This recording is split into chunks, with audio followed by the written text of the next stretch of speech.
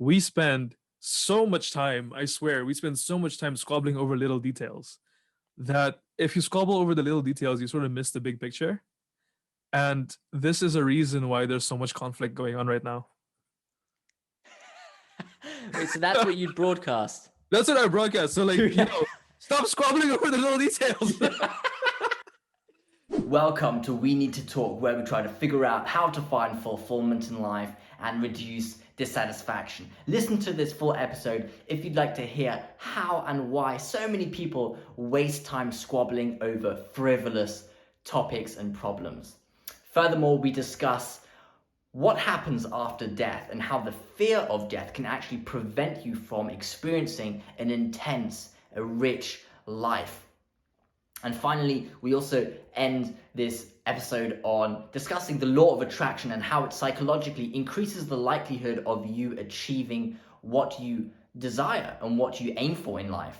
So enjoy the episode and don't forget to subscribe. Let's go. If you could broadcast a 30-second message to the whole of humanity in one go, what would you say? All right. So the thing is that there are 8 billion of us on this planet. We all have our own frames of reference, our own perspectives, our own opinions, everything. We spend so much time, I swear, we spend so much time squabbling over little details that if you squabble over the little details, you sort of miss the big picture.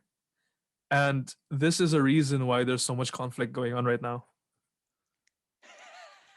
Wait, so that's what you'd broadcast? That's what I broadcast. So, stop squabbling over the little details. Dude, that's so good. I resonate with that message so much. So technical, I swear. The thing is that, if you look at most wars in history as well, it's just the same thing. The thing is, I was watching the show a few days ago about the it's called Liberation. So it talks about one specific company, I think the 157th Regiment in World War II. So basically, what happened was at some point, a bit of a trigger warning maybe, but then they executed.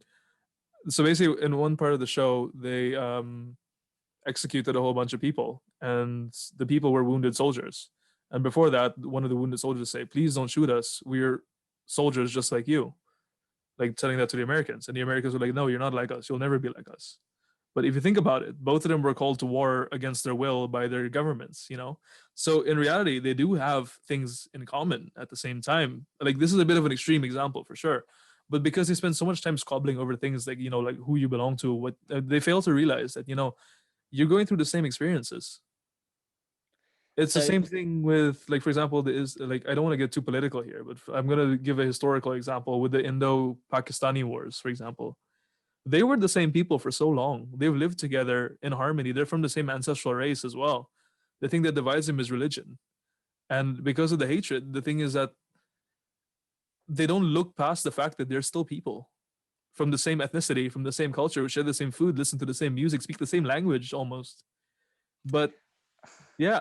Dude, I feel like that's such a deep, the cause of such myopic perspectives and not seeing the just sympathize, yeah, sympathizing, empathizing. It actually is a super deep problem that humans are like their being or the mental state is just quite immature, honestly. Yeah, and like underdeveloped. There's one example I keep seeing often and often and often over and over again every time on Facebook, especially like every time there's like a shooting that happens somewhere, like in the United States or in Canada or whatever. There's always the arguments in the comments. Yeah, but this is a terrorist. It's not a terrorist. It's a terrorist. It's not a terrorist. I'm like, I mean, who cares what you call him? He's a murderer and people have died. Focus on the bigger picture. Well, what can we do to prevent things like this from happening again? But no, everyone's so caught up on the specific details. What should we label this? What should we label that? And all of that. Dude, I honestly think that's a manifestation of it's a psychological kind of desire to be right, kind of. Yeah, but that's rooted in an insecurity. It's this. Okay, I think people, let's take your example, people squabbling over whether the school shooter was a terrorist or not. It's a it quickly turns into a divisive discussion because people's egos are involved. They're Yeah. like, I represent this opinion of the school shooter was a terrorist. And if there's an opposition, then they feel attacked and they're not able to externalize the discussion and objectively discuss it. They feel like they feel attacked. And that stems from insecurity and this unstable sense of self-worth. They're not able to distinguish between what they are and what the rest of the world is, or let's Yeah. say. There was a book I read called Factfulness a few months ago, and I actually wrote a LinkedIn post about this. Where the thing is that one of the main things that we tend to do as humans is we always tend to group ourselves into this us versus them mentality, the in group versus the out group, and because of that, just this itself just causes so much conflict unnecessarily. Mm. I think that's. I mean, we also. I'm pretty sure we studied this at some bias. I forgot the name, but I feel like you can transcend that though. You Social don't. desirability bias, maybe Yeah. could be I mean, that yeah. sounds like the term fits, but I think you can transcend it totally. But it requires psychological maturity and developedness. A kind of you need to have developed yourself and be mentally stable and Yeah. strong. It's yeah. I can tell you a really funny example of this actually as well. In Mauritius, I think 2 years ago, they built a light rail system kind of thing. So they built a light rail system and then they took out loans from foreign governments. And the thing is that the government overshot the budget on the welcoming party, as an example. So the thing is that like the government is unnecessarily spending money on basically like things that people that are putting the country more in debt. And this came in the news, and what happens is that all the comments are like, "It's not a light rail system; it's a train. It's not a train; it's a metro. It's not a metro; it's a light rail." People are just arguing over it. I'm like, guys, the government is ripping you off. Do something about it. Damn. But It's a they train. knew. It's a metro. Wait, but they knew about the indebtedness, so be the overshooting the budget. I mean, sure, it's part of the article, but everyone's so caught up on whether it's a train or a metro or a light rail or whatever you want to call it that they fail to realize, or at least not many people actually realize that the government is, putting the country, is borrowing more than the country needs. Mm. Oh man, just things like this, like they really rile me up. It's in essence, it's just bad problem solving. It's Yeah. not bad priorities and bad problem solving. Prioritization, exactly. Uh, Damn, that's so. There's a lot in that, but that's definitely something that could be optimized in our society or in the world in general. Better priorities, I would say. Yeah. Yeah. But the thing is that most people aren't really aware of a problem unless, someone points it out to them. Hmm. Yeah. Well, yeah. I mean, I think that's the case with a lot of things in life. That Yeah, it's difficult perhaps. to see through, to take the bird's eye Like, view and yeah. observe what you're doing. Like, um, hmm. But I also, yeah, I mean, there are a lot of what jumps to my mind is maybe that the value hierarchy that people have distorted because they prioritize based on their values. So if they value A, they'll aim for A because they want that. And if they, and if A happens to be something not so good, then that's not so good, right? Then you Yeah. have bad priorities. So yeah, dope. So next question.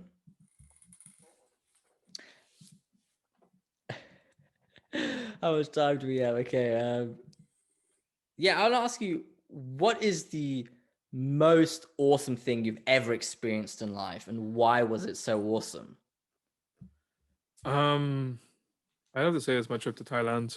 I know it sounds very cliche tourist kind of thing, but I feel like that's one of the experiences that I remember that I've just been very in the moment the entire time. And I just think that things like that, where I'm always just like in the moment and not worrying about other things, are usually the best experiences that I have.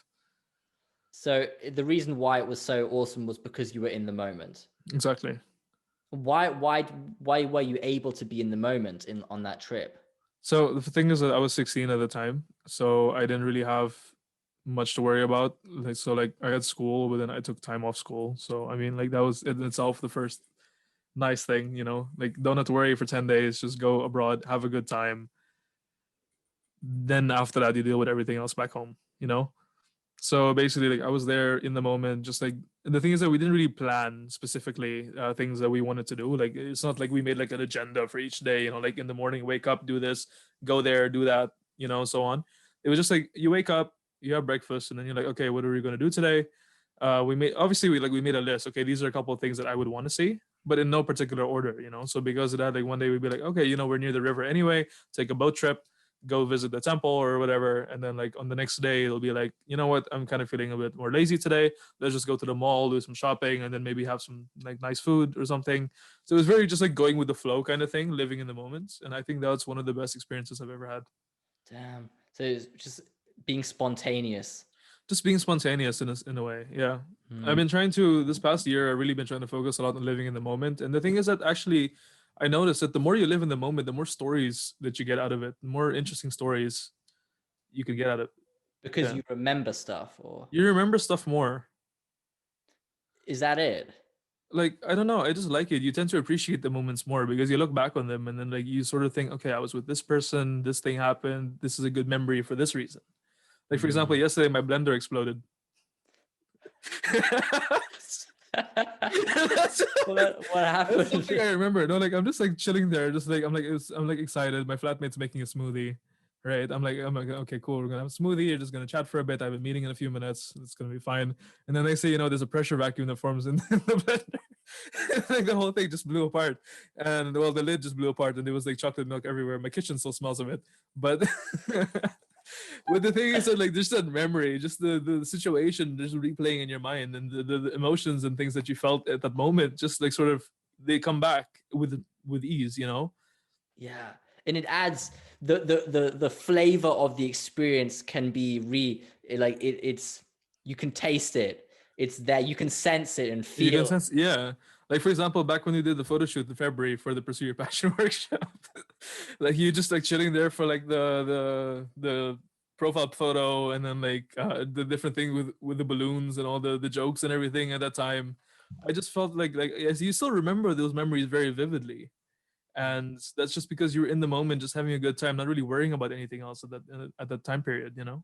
Mm, And I think that's these are some things that I just really appreciate, you know. But also, I even think not only do you remember what happens in the moment, but if you're living in the moment, you can actually you have the space to remember what happened because Yeah. you're not you're not anxious about the future or let's say depressed about the past. You have that space then to give room to feeling what occurred in that memory also in return. Yeah. Hmm. Dope. So next question I'd like to ask you is there anything in life that makes life worth living? So, like I said, it's like the thing is, here's a very funny thing. You know, like there's this whole argument about what happens after death, and I know that you're very based on your speeches so far, you tend to emphasize that life just ends up leading to death quite a lot. Someone asked me, like I spent a lot of time in my teenage years asking this question, like what happens after you die? And the thing is, I grew up in two religions, so I went to Christian schools, but I'm from a Hindu family, so that was always that conflict, like you know, like what actually is the truth? And at some point, the answer came to me. It doesn't matter because the thing is that like if you're dead, you're dead, you know. So the thing is, anything that happens after that, it's not my problem anymore. So Yeah.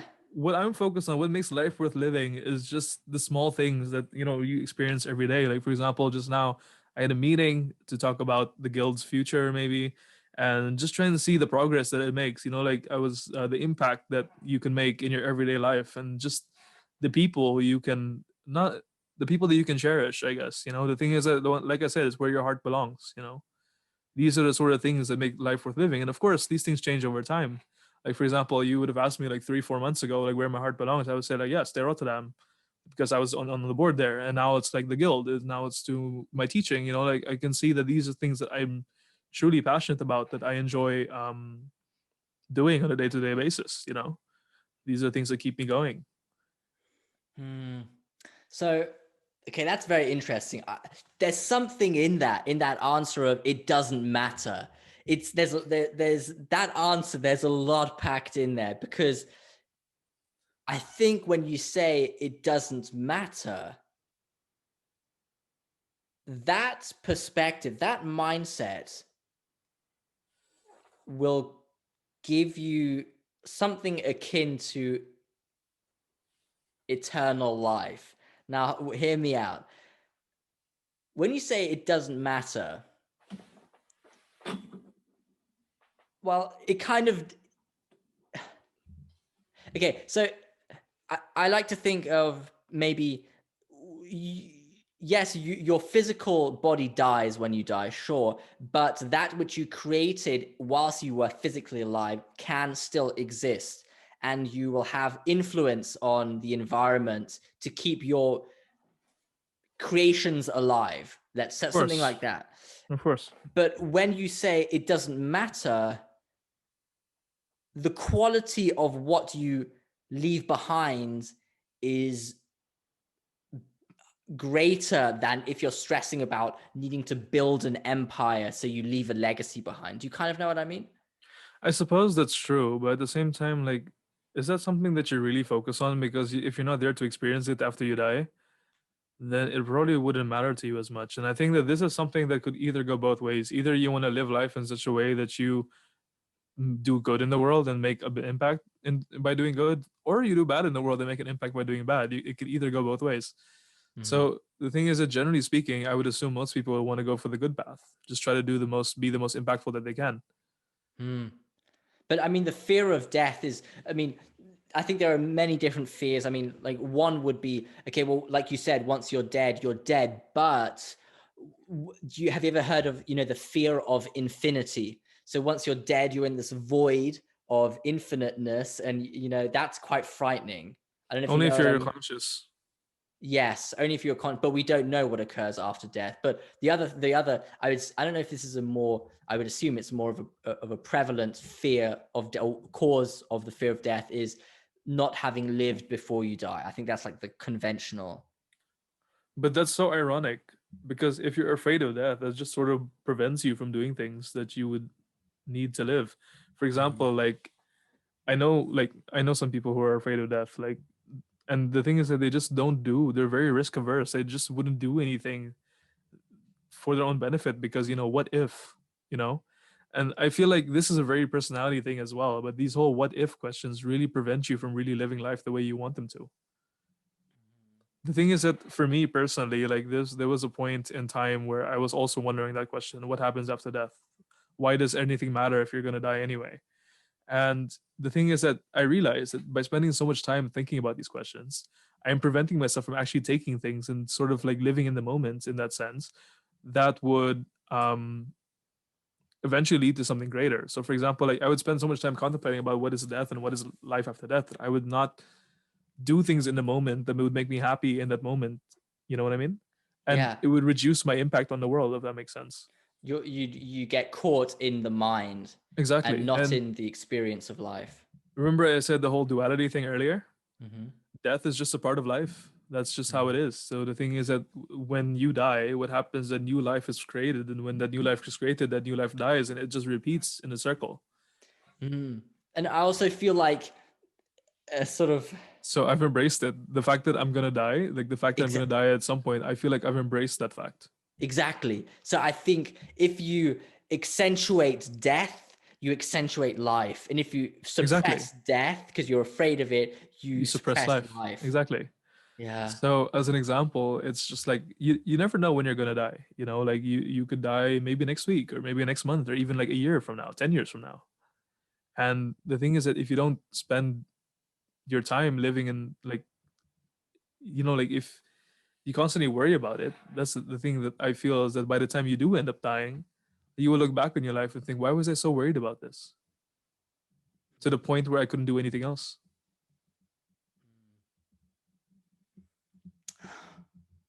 There's a lot packed in that because I mean I don't want to go into that next because it's like a whole new realm. But the next question is, well, how do you get to that mindset of accentuating life and embracing it, like you said, instead of succumbing to the fear of it. And that's like, I think there's a lot in that actually.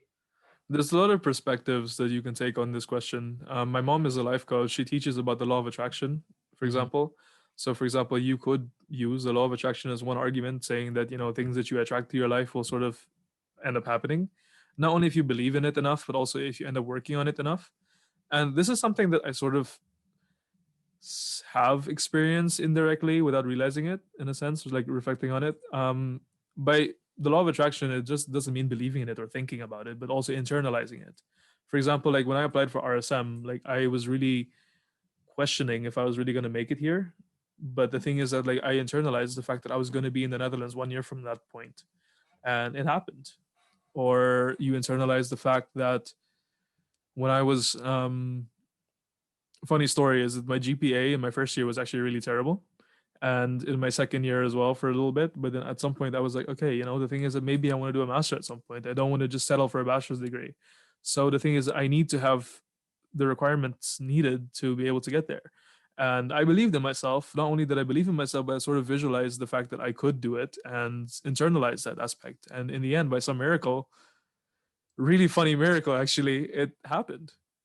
So the thing is that, like, yes, I know my GPA is not the most impressive compared to some other people who may be listening to this, but the thing is that it's enough for me. Mm.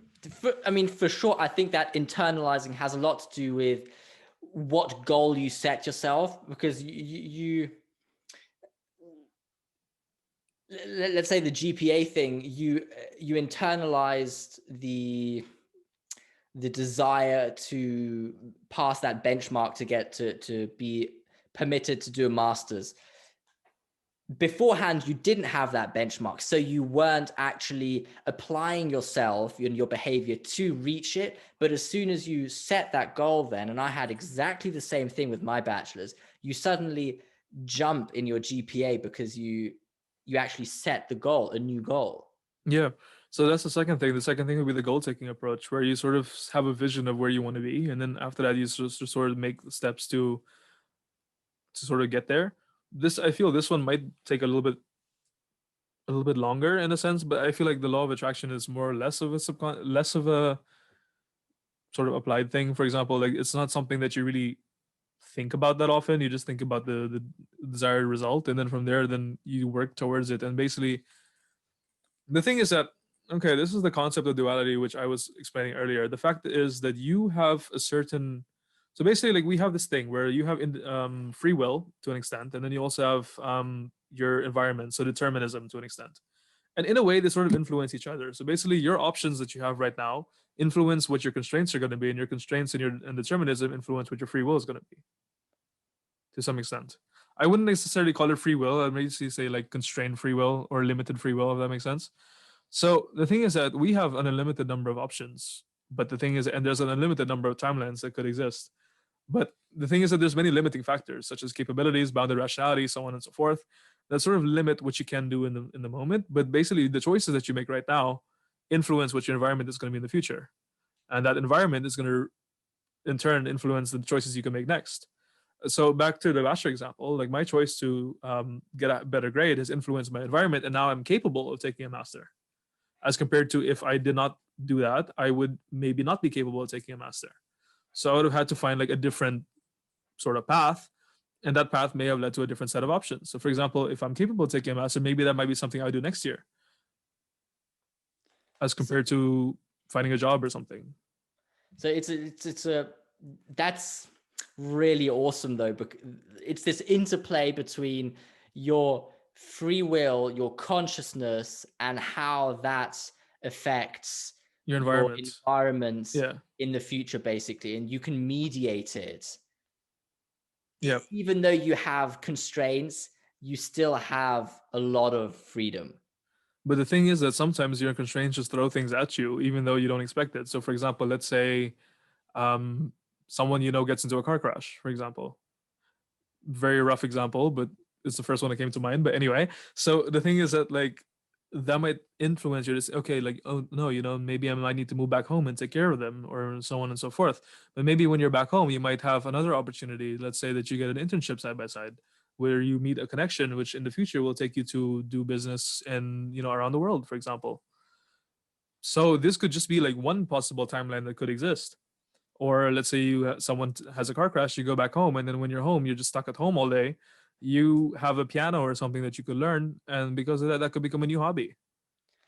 But there's one variable that's in the mix here that is determining whether you are able to channel that at first seemingly bad coincidence or occurrence into a positive one. And I think that is your behavior and your mindset, because Yeah, you could go home to take care of your family member who had the car crash, and then drown in a depression because you're depressed about the situation, and that you had to drop out of university, let's say, and your family member is on the verge of passing away. It can go both ways, and you have the choice which way it's going to go. yeah. That's super, super important, I think. To some And extent, you have a choice of where it's going to go. Yeah, dope. yeah. Cool. It's Last very question. often it's very often that we let our feelings sort of get in the way of our rationality, actually, like just generally speaking as humans. So this is just something I just want to emphasize real quick. Sometimes, like when you feel that you're making decisions very emotionally, it's always useful to take a step back or ask for an external opinion.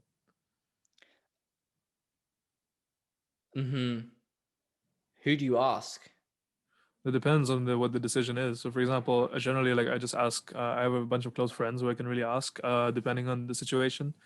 So, for example, when it comes to things like friendships, there's someone I can talk to, or when it comes to things like business, there's someone else I can talk to, or things like job applications or whatever, then there's someone else I can talk to. So basically, just building a support system, or just not even if you don't have a support system, just having a few people you can ask for advice on different topics, depending on when you need them, is always super useful.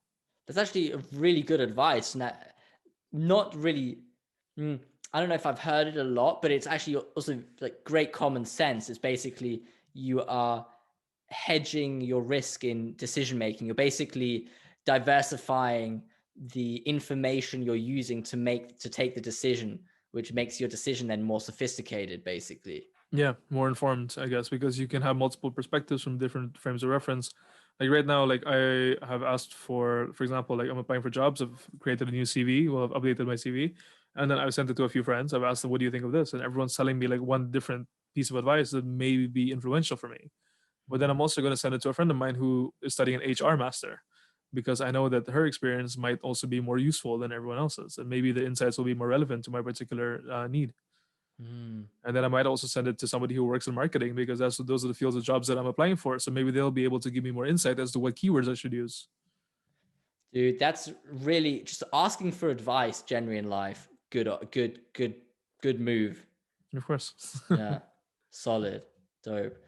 So I have one last question. It's not too meaningful, but I just love to think about it.